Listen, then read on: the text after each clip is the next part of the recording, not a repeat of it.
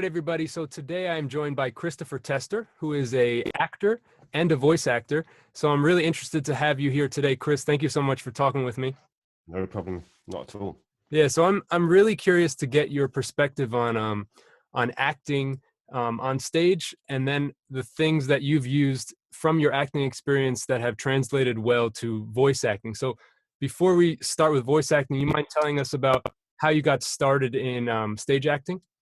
Yeah, sure, definitely. I wasn't one of these kids who like did stage school when I was really young or anything else like that. Yeah. So I went to see a lot of theatre when I was about 13 or 14, but it wasn't until about university, when I was at university, that I actually started properly thinking about acting might be something that I could do. Okay. So up until then, I've been very, very academic and not very performance orientated at all. So, I mean, even when I got to the stage of like college, it didn't even process with me that there were things like drama schools available in the UK, and that Right. you could go to a conservatoire to train to be an actor or anything. So after 3 years of university, I decided that what I really needed for the real world was another 3 years of further education instead. So I spent a year back at home earning money to do that.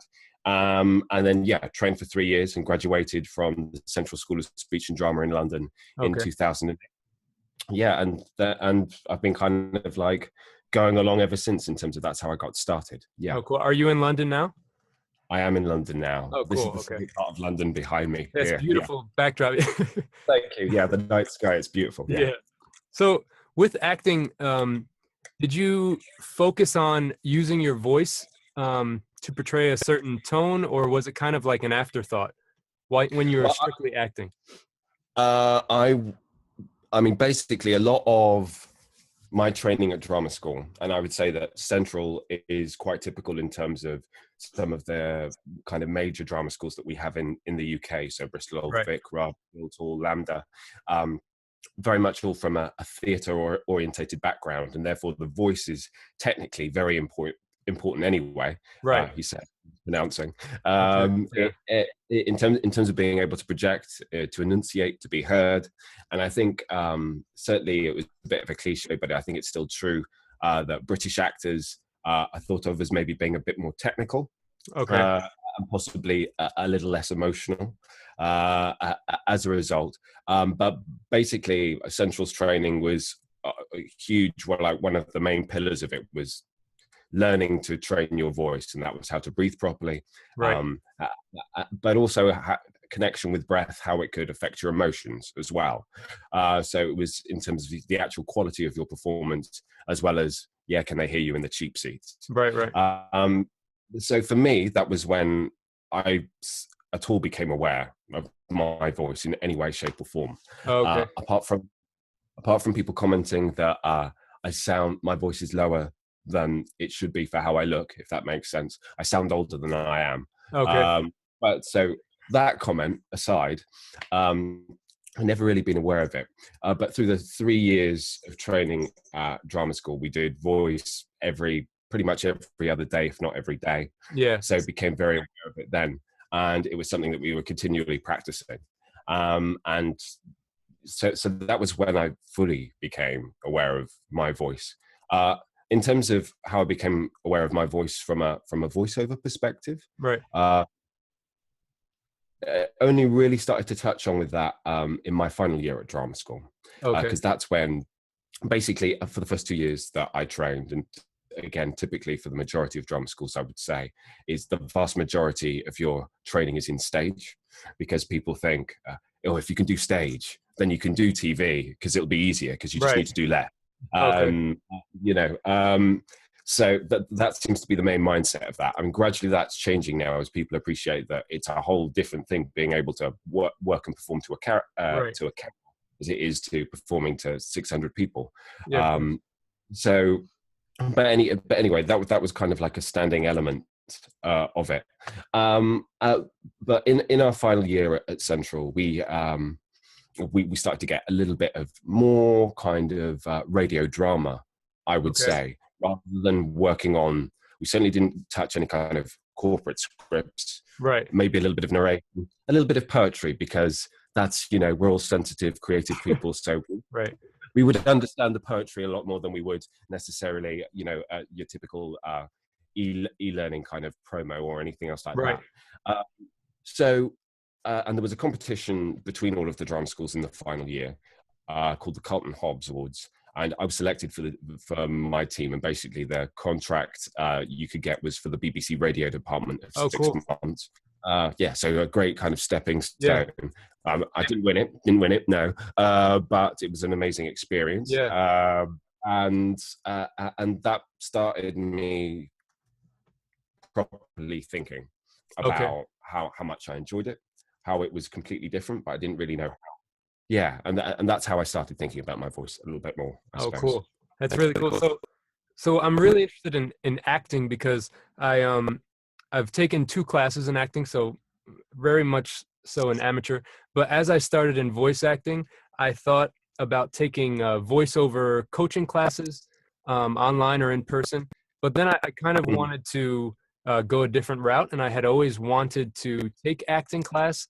So I figured that it mm, was a good time to take advantage of that. I'm right outside of New York City, so there are a lot of schools nearby. yeah, yeah. And I really enjoyed it's some, I'm sure you know, but it's something about being in front of a group of people, even though you know they're classmates and like-minded people. There's something about being in front of them and having to perform that really helps you, or helped me get over kind of any type of fear of reading or performing as a different character. And one of the things I It's really, definitely good practice. yeah, No, if you can sorry, perform you in go front ahead. of, no, it's okay. Yeah, because if you can perform in front of real people, then a microphone is pretty easy. You would think so, but Yeah, that's the thing. Um, uh, I mean, it's different, of course. uh, you can, but it's weird how it's such an insular and different experience in Yeah, many different ways. Being on your own, because you're actually in a booth, yeah, you're alone with your own thoughts.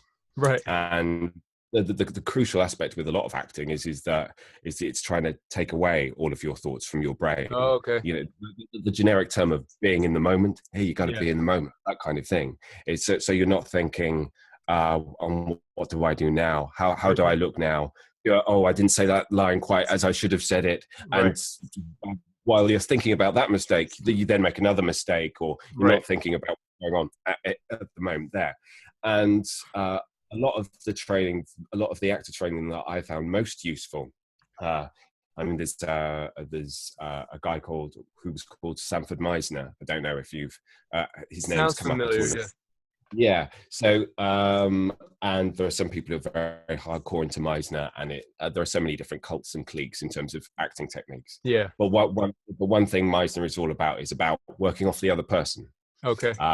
which is great because it means that it can allow you to be it frees up space for emotions to kind of come organically rather than you kind of going, I need to cry Yeah. now, What or I should need I to, do? What should? Yeah.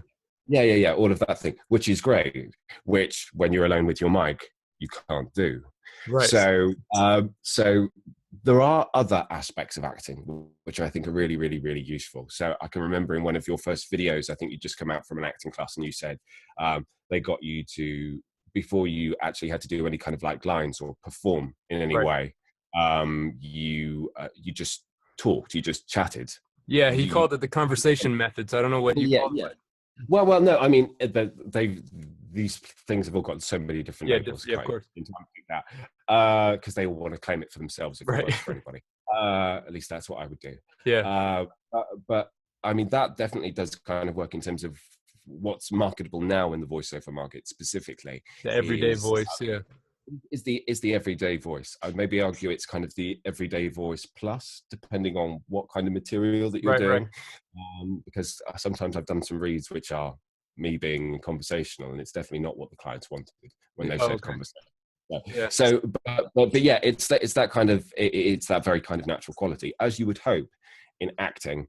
At the same time, you want to be credible, but at the Right. same time, you need to be heard. Yeah. And I think one of the interesting things is that in both acting and in voiceover acting as well, though I think they're very, very different. I think the whole aspect of treating your mic as your partner in the scene. Yeah. And then thinking about, okay, in a kind of Stanislavskian way, well, what's my objective here? Right. What activates me, Mm-hmm. Chris or Joe, as a person, Yeah. which might not activate someone else. Right. So quite often I've found in maybe kind of group classes, and someone suggests kind of like, okay, so imagine that you're talking to your grandmother, and one person will kind of break down in tears and be really emotionally affected by it, and the other person, who may or may not have had a good relationship with their grandmother, will Yeah. just be like, yeah, Just this isn't unfazed. so any good tutor will talk to you about personalizing that for yourself. And the good thing about personalizing it for yourself is that you keep that shit as private as you possibly can, Yeah. because you don't know what's going to work for you to get that desired effect on a particular day.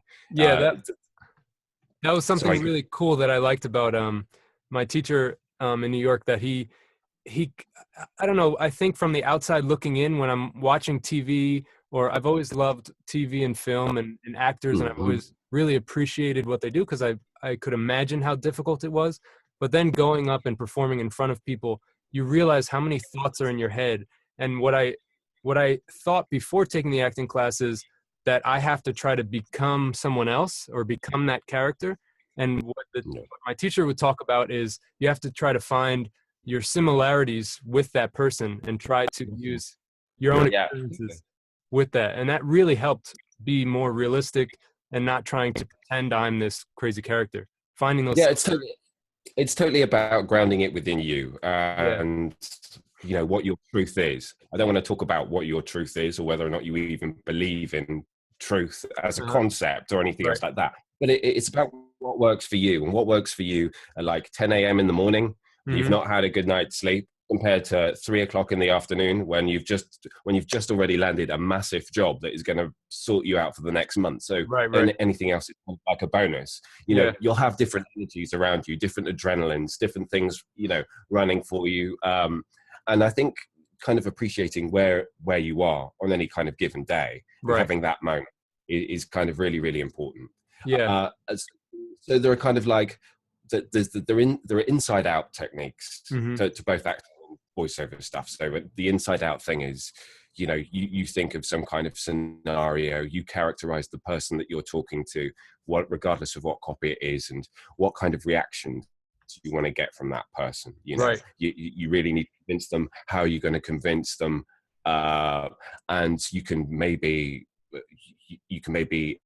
imagine, if it works for you and and it doesn't get you in your head again, you can imagine them reacting to certain things, which means you need to go on another level. If you've got those kind of like that copy where there's this thing, and then there's this thing, and then there's this thing, it's kind of so that it doesn't just go bang, bang, bang. Right. You kind of go, it's kind of like, first line, they've turned away. Second line, they're checking the watch. Third line, they're leaving the room. That, something really basic like that. But sometimes that can really work for me. But then there are other times where there are very kind of like external acting exercises where maybe I do get too locked in my head. Okay. And I will, and then sometimes I might apply an acting technique a little bit more, which something like actioning, which is literally you look at a particular line and you give that what we call a transitive verb. Okay. So for any particular lines, like I kick you, I punch you, I hug you with it, that kind of thing. And then the intention is just to literally play that intention with the line as you speak it. And that is literally, and from a acting in a stage perspective, there are some people who massively love actioning, and sometimes they'll sit down before you even get up and start doing the play, and will literally action every single line. Which is a bit overwhelming, and I'd say intense, and not necessarily my. It sounds like it would be tough to actually perform that. Well, exactly. But the whole idea is that you learn it, and then you learn it to get it. Because it's organic there. But the idea that the consensus of this is how this should be, and therefore, in order to deliver that, we've all got to agree that I punch you there, I hug you there with that line, and all that kind of thing. So there are very contrasting kind of approaches to it, but that's much more of an external one, I suppose. They can be really powerful. I I had heard stories before of actors thinking of their grandma, as you mentioned, and breaking down, and that seemed really cool, but I didn't really know what it meant. And but the last day of our acting class, there was a girl who was practicing her lines. It was her character was a really was an abused woman, and she was talking to the guy that was abusing her. So it was a really tough thing for her to portray that character. And the first time she Mhm. read it, and she did a really good job. It was great. But then the teacher was like, "Oh, well, find a moment that you've had a tough relationship with someone, not necessarily an abusive relationship, but just a tough relationship, and just talk Mm. about it." And she just started talking about it at a regular pace and a regular tone. And then he was like, "Okay, now start reading your lines." And then all of a sudden, it was a transformed. It was an incredible. She was tearing up, Yeah, and she was because it was inhabited and it wasn't right, about, wasn't thinking about effect. It right, just right. happens to you. Yeah, And I mean, and then trying marrying something like that and seeing that in a voiceover context yeah, is that I think some more interesting people that I've kind of talked to and had advice from in terms of actual tutoring as well has been those people. Oh, it's Dave Fennoy actually who right. said, Yeah, just like the words are there to remind you about what you're saying. yeah, It's not. It's not. It's similarly to his big thing and any good tutor's thing about making sure that you're not reading the words, but you're reading the phrases and the yeah. thoughts. Yeah. Don't play the words, play the phrases. That's yeah, it's you, really good. you know, all which again, from an acting perspective, is very much what comes kind of naturally to how I've been trained to. Whether you're working with Shakespeare or you know a naturalistic text, is Yeah. you break it up into beats normally and say where's that change of thought there. So Okay. that just having had the practice to do that on text means Mm-hmm. that on copy as well. I'm not saying it comes second nature, but it's something I'm a bit more familiar with. Right. But sorry, going back to my point with that is that just as you're thinking about the whole as opposed to one particular kind of word, Mm-hmm. um, that's when things can organically kind of come up. And Yeah. in an ideal world, if you're focused enough and you're in the right kind of place, therefore you automatically do hit the emphasis with the lines. You know where that juxtaposition is. You know when you need to hit the product word, you know, a bit more. Again, Right. with a little bit more coaching, so it becomes second nature, Yeah. as most things are. And So I think there are loads of fascinating kind of how they're both completely different yeah. in some kind of ways. Because even in a because I only really do stage. Oh, okay. Yeah, I mean that's not a choice. That's just because I've hardly ever had any TV auditions so Okay. ever in my career, sadly. So, but I love stage, and that's what I do. It Yeah. doesn't pay for it at all. But one of the amazing things about it is that even when you are, in theory, on your own, Mm-hmm. you've got the audience there. Right. So I've done Somebody a to lot of interact with. yeah, exactly. So whatever monologue you're saying, you're speaking to someone and looking for Mm-hmm. a reaction from someone, and that's how again you're trained because that's how it works. You know, back in Shakespeare's day, but Right. in contemporary days as well as you're trying to engage with the actual living people there and Right. Right. get asking them advice about the problem that your character has, Yeah. that kind of thing. Whereas when you're locked in with a mic, going, it's the fifth take, it's the sixth take, Yeah. it's the seventh take, your mouth is getting dry, and you're thinking, well, you know, maybe I just need to like take 15 minutes, or maybe if I just push it through now, this will be kind of like the take. It's a Yes. very different mental process. Yeah. But but I think I mean, with both acting and voiceover acting, there's a real skill in terms of like, you as much as the best acting is in the moment, Right. uh, there's always got to be 15-20% of your brain kind of going, am I standing in the right position? Right. Uh, Yeah. you, you know, I think especially for acting on film as well, Mm. you work the camera in the right way. There's always that little bit that's completely aware of what's going on with the audience, or if an audience it laughs at the right moment or they don't, Yeah. or giving that time and responding to what's going on without breaking character. And I think as well with a voiceover, you've got to be engaged and focused on what you're doing. Mm-hmm. But again, you've got that contrast between I'm really trying to deliver this message now Yeah. to the person, but there's also part of me that's going, I need to do this in 15 seconds here and in Yeah. 30 seconds here. Otherwise, I've got to completely re-record the thing, or I Yeah. don't know, or stretch it around so it's really Yeah. distorted and It's much not. different performing for a mic. But one thing that I found that was surprising to me, but it was maybe the most difficult part of of acting in front of people was kind of while I'm acting. Even once I thought learning the lines would be the toughest part, but once I memorized the lines and I could hit the lines really well, I realized that just what am I doing with my body seemed to be the thing that really threw me off. Like, oh, is my arm up like this? Does that look awkward to the audience? Should I walk over here? And so I guess finding the activity that matched the words that I was saying was the hardest thing to do for me for acting. But I think that it's helped me think about what I'm doing with my body while I'm saying the words. When I'm here in a studio by myself, I can kind of use my arms and talk a little bit more normally because I'm more aware of it.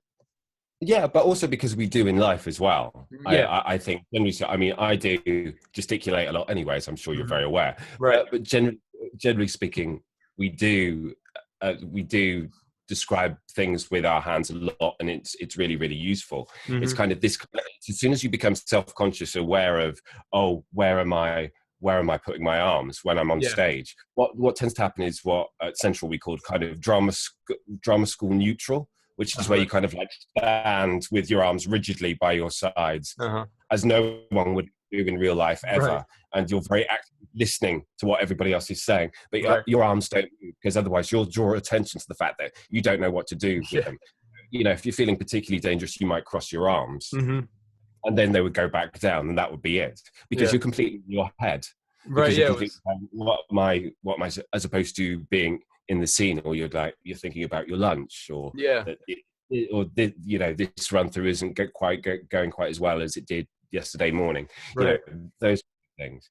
But I think, I mean, it's a big thing because it's a really kind of basic thing in terms of voiceover as well, is that it's very, very useful to be able to use your body to pick out different ideas that rather than you having to consciously go for a particular inflection on a line or something, if you just point to that and then point to that, it automatically happens. Comes out more naturally, yeah, it just comes out more naturally. And I mean, I know in terms of my own home setup at the moment, one thing that I'm looking forward to doing is, like, currently I have to sit down to do my voiceover stuff. And I'm not saying, I think it's fine for the majority of stuff that I'm doing now, but I'm doing more kind of like video game kind of stuff, or more animation stuff, that kind of thing, then it actually does become a bit of an issue, because it affects your breathing as well as how you're moving, and it's obviously not as free and restricted.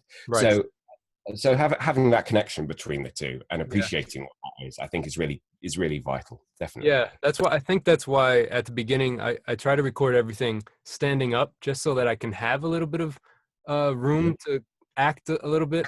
And that really became clear when I was in the acting class and thinking about what I'm doing and how I'm moving while I'm or kind of, I guess, trying to forget and not think about it.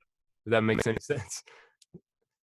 Yeah. Well, the thing is, I mean, with when you're in a voiceover booth, nobody's looking about what you're doing with your hands or with your body. Yeah, and that's the great thing about it in so many ways. You know, unless you're working on a massive computer game where they're mocapping you, in which case there are very clear ideas about what you need to do with your body anyway. So that's not a problem.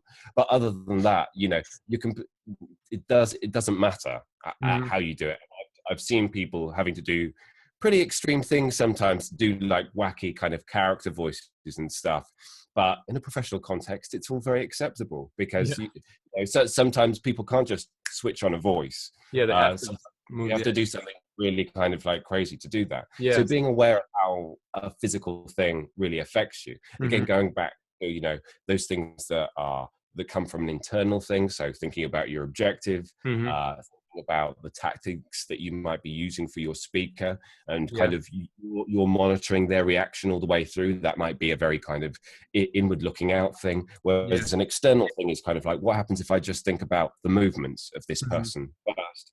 Or you go for the language. Again, the drama school kind of training that I had probably very much lends itself towards the more old-fashioned way of doing, I think, a lot of voiceover stuff that, you know, that isn't necessarily conversational, but kind of announcer. Yeah, the announcers, and even little things about picking up on onomatopoeia or Hmm. alliteration and all of those kind of things, which is still in certain copy you really do need to do. You need to have that sensitivity to be able to touch on that so Yeah. that they get the S sound or whatever, so that it's soothing for a luxury project and you Hmm. use the vowels or stuff. But you having a conscious awareness of you being able to do that, as Hmm. opposed to when you go suddenly very staccato and very quick, whether or not that's for a completely different type of style. Yeah. And I think, yeah, drum school, they were always talking about, giving us this toolbox. Mm. Nobody has one. There's not one way of doing any job, and I don't think any actor has just one way that Just they one. approach Yeah. Yeah. their job. I think it changes, from day to day. But I mean, one thing from if you're doing a Shakespeare Hmm. to a cricket play to a radio play to Yeah. something else, they're all going to demand something completely different of you. Right. And so the toolbox idea was just kind of like giving you as many different kind of theories and instruments that you could kind of try and apply and see when it worked for you and what Hmm. didn't. Yeah. And there's still, I think, that value of, as with voiceover, generally speaking, of kind of lifelong learning, Hmm. continue kind of career learning, and that's something that, for acting and for voiceover stuff, I'm always Yeah. looking for opportunity to do more of that, rather than just going, oh, where I am is fine, Right. if that makes Yeah. Yeah. yeah. And I Yeah, guess yeah, there. I'm fine. Yeah, I guess there's totally opposite tools that might work perfectly for different actors. I guess the best example is like if my teacher's telling me find yourself in the character rather than trying to become the character. Mhm. I really like that approach of doing it. But then you Yeah. look at somebody like a Daniel Day-Lewis or something who supposedly lived for like years as that character. So I guess that would kind of go totally against what my teacher says, but it works both ways. Well, I mean, God only knows what Daniel Day-Lewis's process is, apart from the Right. fact that he's fucking. Yeah, yeah. Sorry, language, No, it's all right. but I mean, he is phenomenal. Mhm. Yeah, that's an And extreme example, I know, but but no. But then you've got Jared Leto, at the moment, and from what he was doing for the Joker, apparently, and yeah, that yeah. didn't well either. So there are all these kind of like contrasts with it. I mean, the thing a lot with Daniel Day-Lewis is, an actor like Daniel Day-Lewis, is that Mhm. he really goes in for physical transformation as well. Right. You know, he's playing John Proctor in The Crucible, and he goes Yeah. out and he makes his fucking log cabin and he lives in it for 6 months and all of Right. that kind of stuff. It's because he wants it in his body, and Yeah. that's how he works. Right. But I think, it's not for me to say how Daniel Day-Lewis, one of the greatest actors of all time, arguably, how his mind works. But he obviously feels he needs to do that level of work Yeah, in in order order to to. in order to be free Right. during time. And therefore he really does transform from Yeah. every single. He whether or not it's physically, not just putting on weight, or the more kind of superficial kind of things, but he Yeah. really, really, really, really does kind of like go there. I mean, I certainly, here in England so much, you don't really. I've not really encountered many method actors who Okay. go and really do that to that level, Right. but there is something to it, because for a lot of people it works. Yeah. Um, I mean, I think there's a lot of stuff which is actually just about superficial, but important physical things, which is like, Mhm. the more you practice a physical thing, the more it becomes second nature to Right. you. So if you're physically embodying a character all day, then you can, when the cameras are rolling, you can snap back into that Right. automatically. It's like learning an accent. Right. Right. At drama school and continually all the time, the real kind of like tipping point is when you actually go out. I go out to my local shop and I order something in the accent that I'm trying to pass off, Yeah. and no kind of double takes with me, Do or you even do if. that often? As I've thought about doing that, but I haven't been brave enough yet to kind of just Oh yeah, I be do a it. character. Yeah, and I mean, it's horrible. But I mean, most people just kind of like pass it off. It's not. It's Yeah. not led to any altercation. So I'd say just be very careful about what choice of shop that you go into. Right. But it is because as soon as you have done that and gone that Mhm. far and had that interaction without anybody calling you on it, Yeah. then it kind of does, there's a little trigger in your brain which goes, okay, now it gives me the confidence to actually continue to work on it Yeah. sometimes. Or at least takes away the fear of doing something crazy like that. Yeah, because otherwise you're just going to be performing and it's all going to be about your accent Right. and about the fact that it isn't good. Right. Right. Regardless of whether it is or not, you think you're certain it isn't good, regardless of how good it actually is, and that will completely dominate your performance. Right. So yeah, but I mean, I think for voiceover particularly though, because it's a recorded medium, it's only yourself and it's only your voice. There's not, I don't really think there's a method equivalent, thankfully, Yeah. to voiceover stuff. But again, in terms of where you start, whether you start from the externals, whether it's how you say things and the sounds of the words, or whether it's all about, as is increasingly popular and justifiably so, it's more about how you're feeling and how you're trying to affect that other person, Right. and trying to use those different approaches and tactics so that it's a proper rational argument. Right.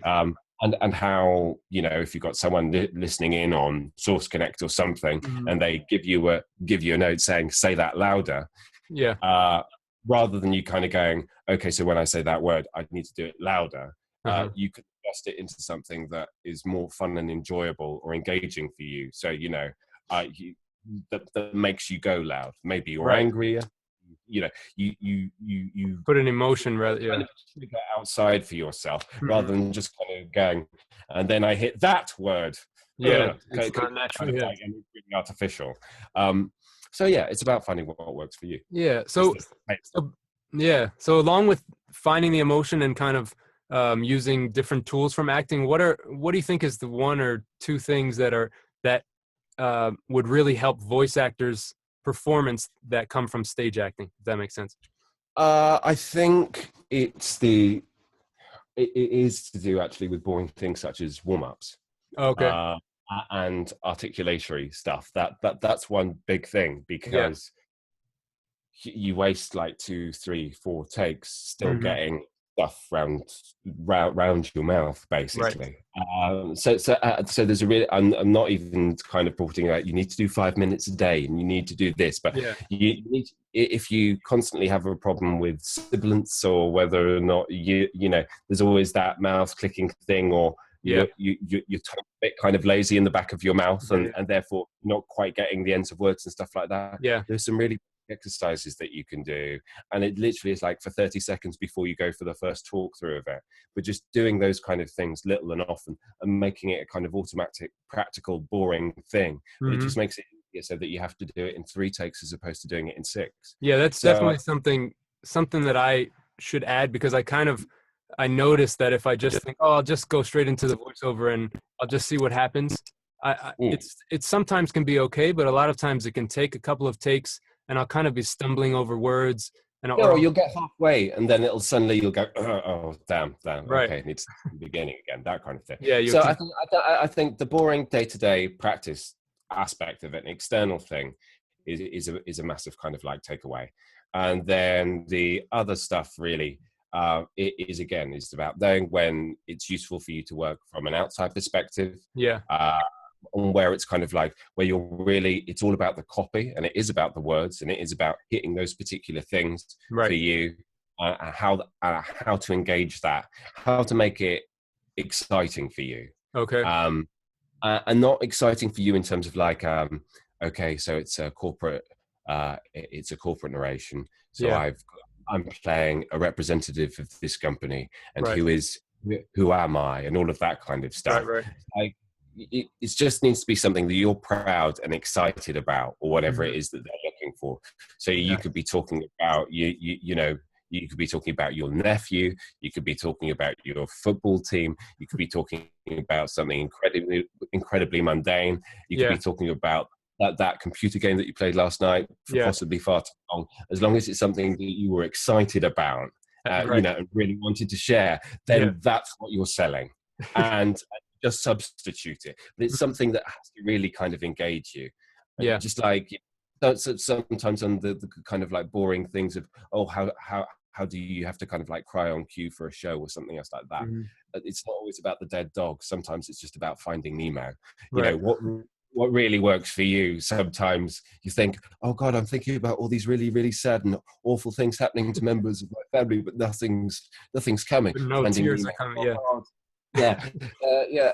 So it's always the ridiculous things, because it takes your subconscious by surprise a bit. Yeah. Rather, as soon as you go for an effect, and that doesn't need to be a big emotion, but as soon as you go for an effect, you're already pushing it. Yeah. If you It's think, not I've got to be natural. You're excited trying. about this, Yeah. I've got to be so excited about it. Whereas if you can really properly think and be alone in your booth and go, what really excites Joe today? Right. And nobody needs to know what it is, but what Yeah. really excites me in the way that this needs to be exciting. Right. Okay. Rather than And thinking, okay, I need to be excited. yeah. Don't think about that at all. And a good thing to do, actually, one of the best bits of advice that I got from acting is learning to daydream Okay. a little bit, which is a risky thing to say when you're a freelancer with your own time. I Yeah. just daydream. And it was I The was whole just day. doing some Yeah. really character work for 8 hours.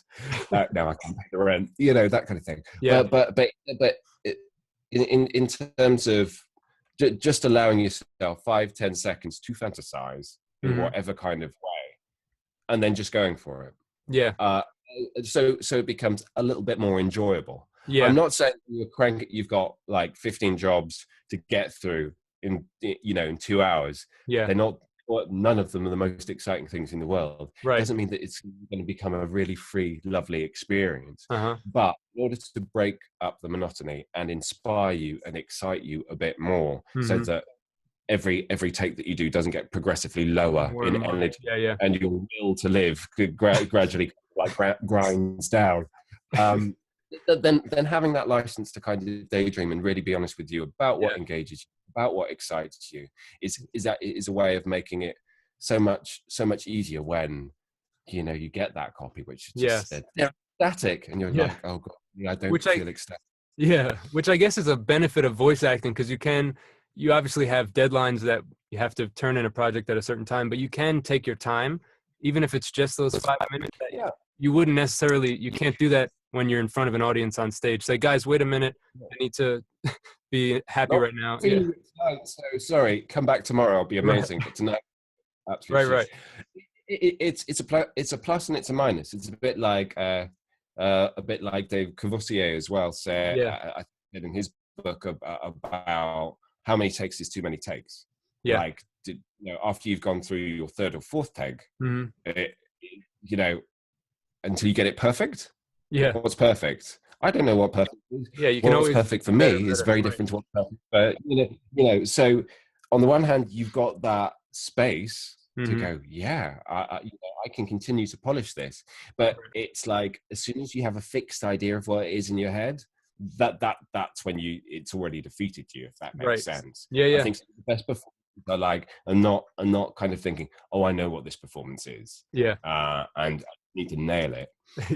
It's because it takes you slightly by surprise. And with voiceover stuff, there's much less license, because somebody has written specifically those words to be said in their imagination in some kind of particular way. With a certain tone. there's a lot of people who there are there's still lots of people who produce copy where they don't know how they want it to be said until they hear it in the right way. They just say conversational, not announcer. Okay, right. Same thing every time. So it's the same thing. It has to be a real person, which is great. I love when real people talk as opposed to my robot. All of those kind of things. That's what I was doing. You kind of have to direct yourself as a voice actor. Sometimes you have a session where you hear the director in your head, but a lot of times, or every time so far for me, I've directed myself, which can be good and bad, because you can be your worst critic sometimes. Like, oh, I didn't say that word exactly right, and no, definitely. And I think this goes on to longer points about like how it's all about lifelong learning, and it's all about practicing with the right people at the same time. massively, because you'll get het up about things that are not important in any way.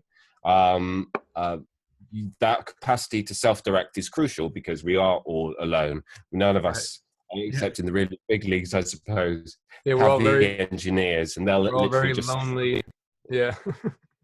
Lonely people in empty yeah, rooms. yeah, yeah. So you well, yeah, obviously, it's all desperately sad, Yeah. but that's why the community, generally speaking, is so kind of Yeah. open Right. and accessible and warm, is because that desperate need for love, Yeah. or affection or something. I don't Yeah. know, but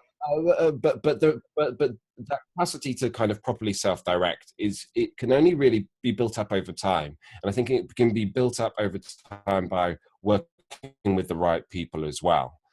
I was just going to talk about an analogy in terms of training, which was like, you used to be a personal trainer, didn't you, before you Yeah. went into I did. Yeah. voiceover? Yeah, Yeah. and That's right. it's those same basic things about as soon as people know how to do the exercises properly, Mm-hmm. then they can go on, then they can self-direct in their exercises to a certain extent. Until someone with some level of expertise has told them how to squat properly Right. without them, pronating their knee, or Yeah. curvature of the spine or Right. anything, Right. all of these kind of. Otherwise, they're going to continue to practice the same wrong thing, and it's Right. only going to get ingrained in the same wrong way. Yeah. A lot of So practice the wrong way is not going to help you. yeah, exactly. Yeah. So someone makes those initial adjustments, says, look, these are the things that you need to work on specifically, that Mm-hmm. you need to be aware of. And then every time that they're doing that, they know what to look out for. And that's the thing about that massive self-directing aspect, I think, Yeah. is that you do need someone good who can, or a few different people's opinions, so that you can get a consensus if you need that consensus Right. from different people. So Right. you can Right. go, okay, I know what it is. Right. That I need to kind of work on. I know what my tendency is. As long as I can control that, then I'm already halfway there. Yeah. I think that's true in acting in different ways as well. So that's why I think it's useful. You have to have that external eye, uh, because if you're analyzing your performance at the time as you're delivering it, then it's not going to be your best work. Right. Definitely. Of course. Yeah. So I was reading one of your articles where you're really good at breaking things down and saying exactly what you're doing throughout the day. It was your article where you were talking about your ideal daily Yeah, schedule. And that was really, really yeah, cool yeah. to see The because, ideal. yeah, because that's been something I've been playing with myself, trying to either block 15 minutes out for certain things or set a couple of hours to do a big task. It's something that when you're working by yourself in a room, you have total control over, which is fun to think about, but then it's really difficult to actually put it in action and find the most Yeah. effective Well, way. it is. I mean, I suppose I'm a bit more used to this as well because coming from the acting perspective, sometimes when I'm out of work, I have a lot of free time, and therefore it's about knowing what do I do with that time. And Yeah. from early on, I kind of knew that I'm quite a control freak in a lot of ways, which is Okay. in terms of I need to focus. A little bit of I know structure. that Yeah. as soon as I have lots of space, yeah, if I don't have the structure, then it really can go wrong very, very, very quickly. Right. But I love that structure. Yeah. It really it energizes me and it lets me get things done. As long as you appreciate that it has to be fluid and it has to be flexible. Yeah. I mean, I kind of did that original post because I think you do need to go. After this hour and a half, something else needs to happen. Otherwise, I could record for longer. I could edit for longer. Yeah. What we were talking about before in terms of like the perfect take. Yeah, I mean, I could spend the entire day doing like 3 auditions, Right. and they may be marginally better than what I Right. delivered in an hour, but probably Yeah. not. Right. What I delivered in half an hour, to be honest, but probably not. And it's also to do with the fact that, especially at our stage in our careers, the amount of time that we're doing recording is probably the smallest, Right. the absolute smallest. Yeah. Actually recording for paid work, particularly, absolutely tiny. Yeah. Then the next bit is those speculative auditions. I mean, if you have the energy and the time and the willpower, Right. great, good on.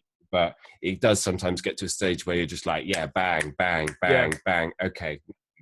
And then the stuff that might actually get you work and might actually get you relationships with clients, which is, you know, working on social media, it's Mhm. working on blogging, it's about the cold call, it's about writing those emails, it's Yeah. about contacting other people on social media platforms or emails or mentoring. I mean, I've just joined Wovo, Right. and Yeah.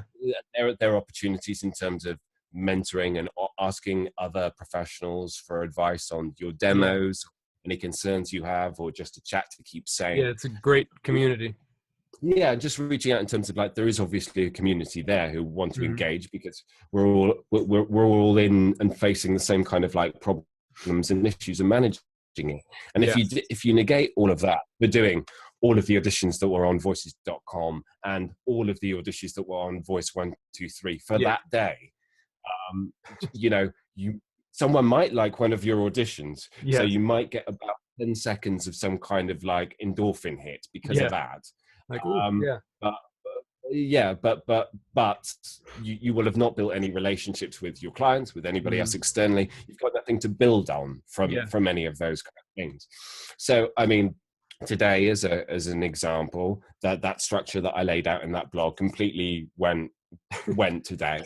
Yeah. Um, but in a good way in terms of like I had to leave my studio to go to an external studio Okay. to do a record, which was nice. And then I came back, and um, today I basically did most of my cold calling for the week in Okay. like one afternoon today.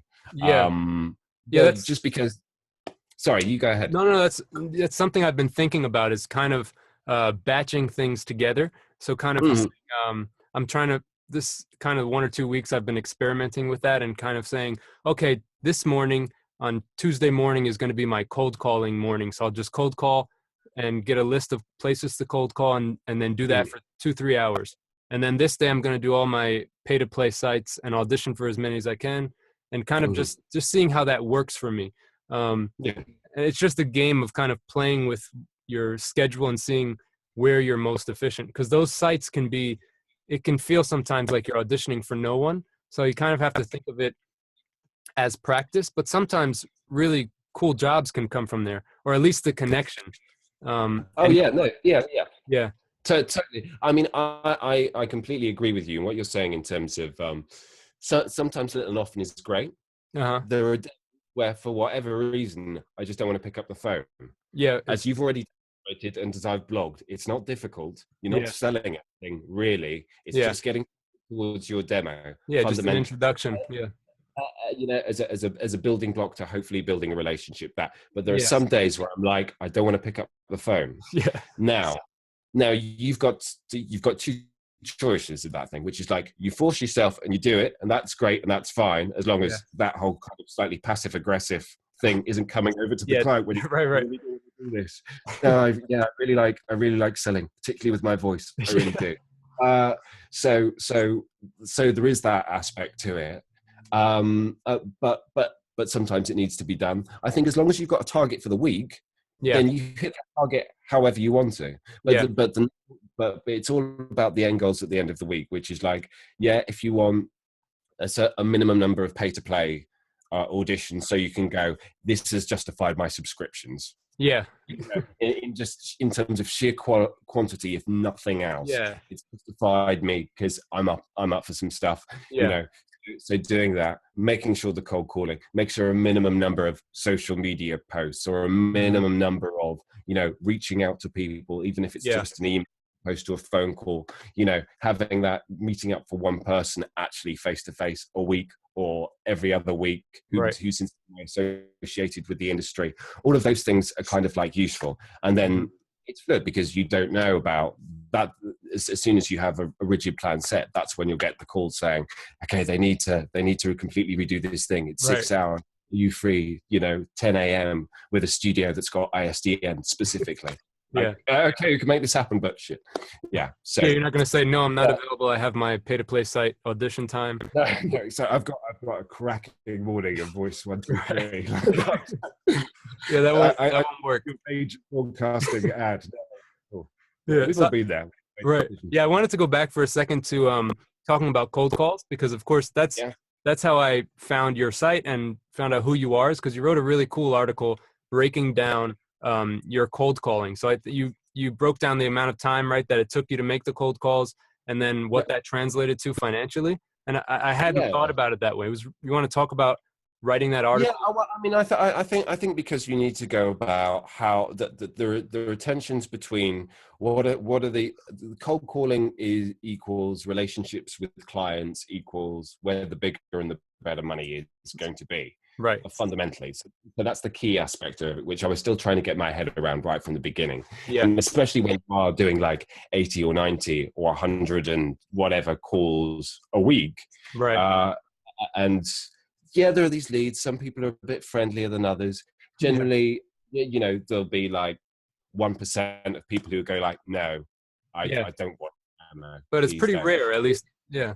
Oh yeah, yeah. It's massively rare. It's easier for them to say, yeah, of course, send me the link, and then immediately delete the email Yeah. afterwards. That's easier for them than to Right. go, no, I don't, and I'll explain why I don't. They're just like, yeah, of course, fine, Yeah. Send great. it. I'll just delete it. Yeah, Yeah. yeah, yeah. So it's absolutely fine. But yeah, I was surprised by just crunching the numbers and kind of going, okay, in terms of, I think it was about 70 or 80 hours of 70 or 80 cold calls, and they Right. all last about 2 minutes each. And when Yeah. I actually broke it down into the 3 or 4 jobs that I got out of those, Yeah. um, it worked out at about just over £50, so about Right. 60, $70 Yeah. per hour. Yeah. And that, when I was starting out, you get into the whole thing about, oh, should I be charging my rates by the project, or should I be charging my rates by the hour? And Yeah. what kind of hour is that? Is that an hour with 60 minutes or 59? I Right. don't Right. know. All of these different things. But just as kind of a ballpark thing, where my job previous to this, my resting job, my non-acting job, was £10 an hour.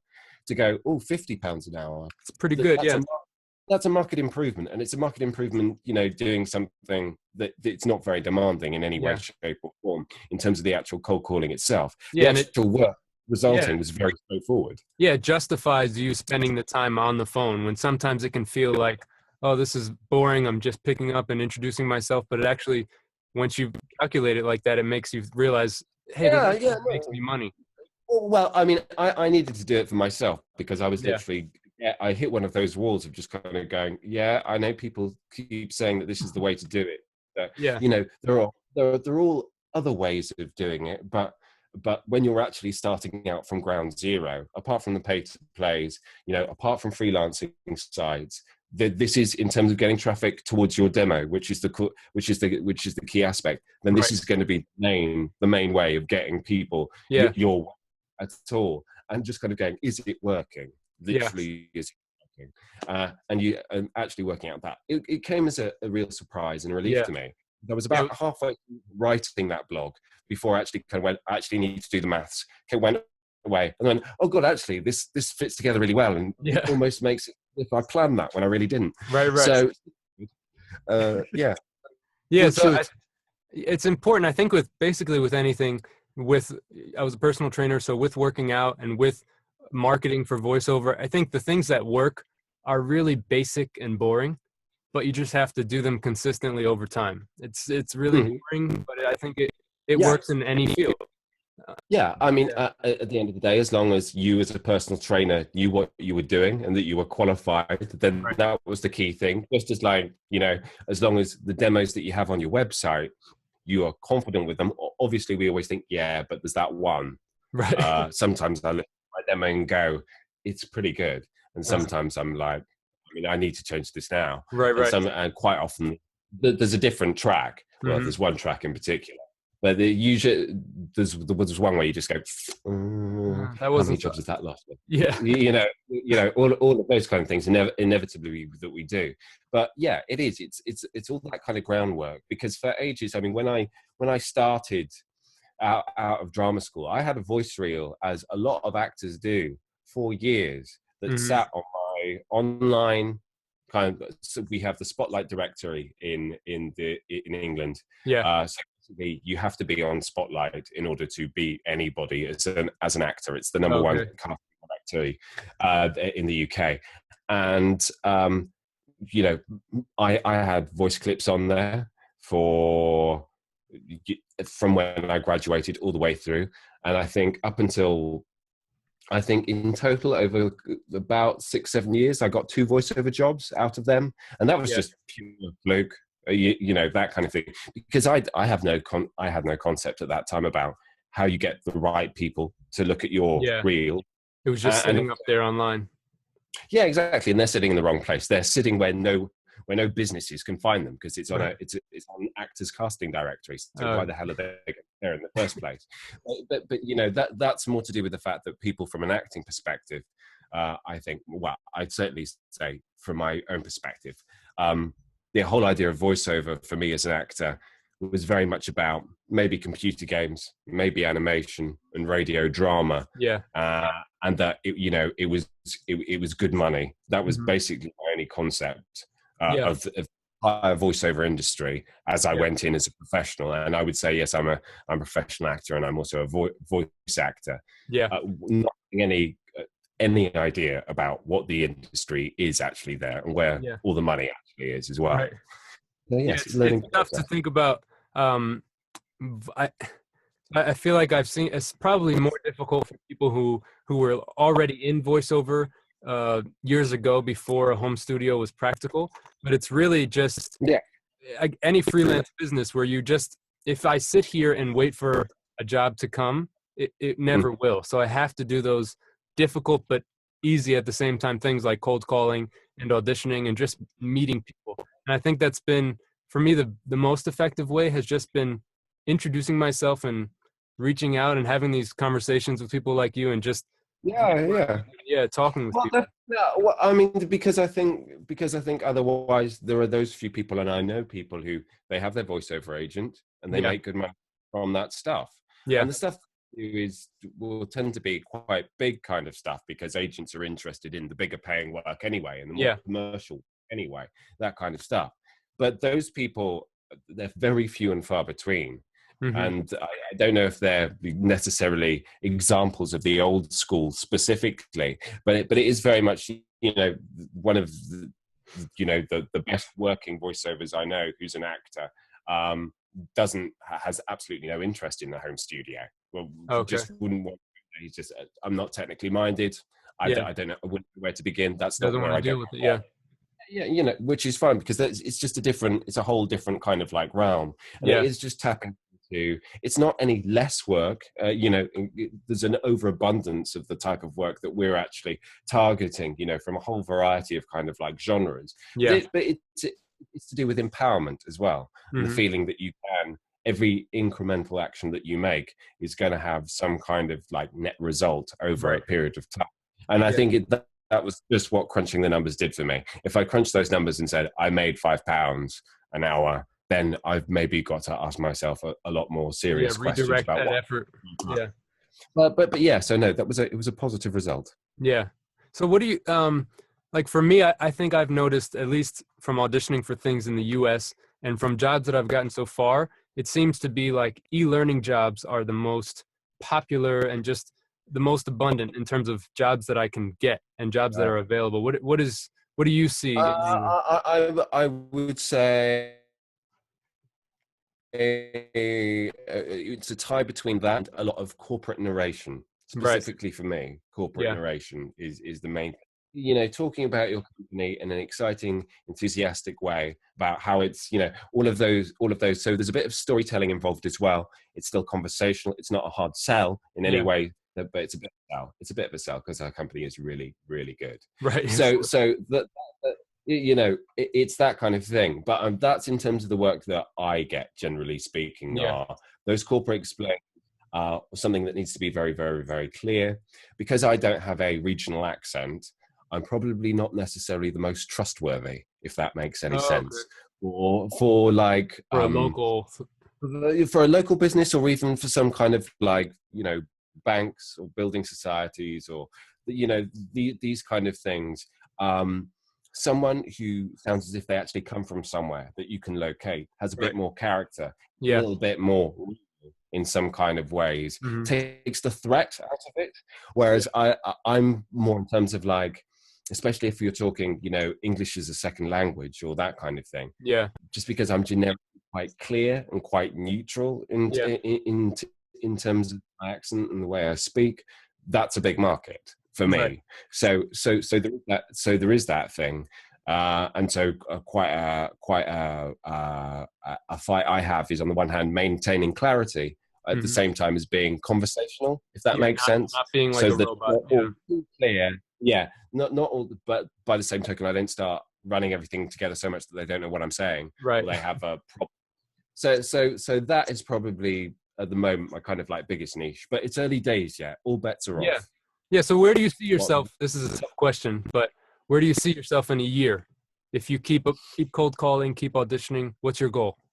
I should have set a specific goal, but I haven't. Yeah. And I think I I will be making more money, and that will be it. No. That's a good goal. Um, Yeah. there we go. There we are. I mean, more art, no more money.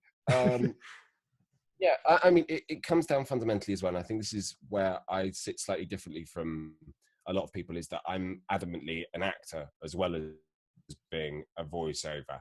And I Right. think it's about getting that balance for me, because Yeah. I made the decision in April to go full time with the voiceover stuff. Okay. So same But I mean it. in April. Yeah. But I made that decision. But it's kind of like I'm going full time, but also being an actor. Right. So I made that decision because I was about to go abroad for Uh-huh. 2.5 months to do an acting job.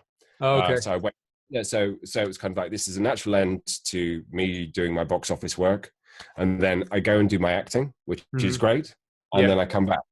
But then I was also very aware of the fact that, okay, I stopped the box office job where I was also doing voiceover part time.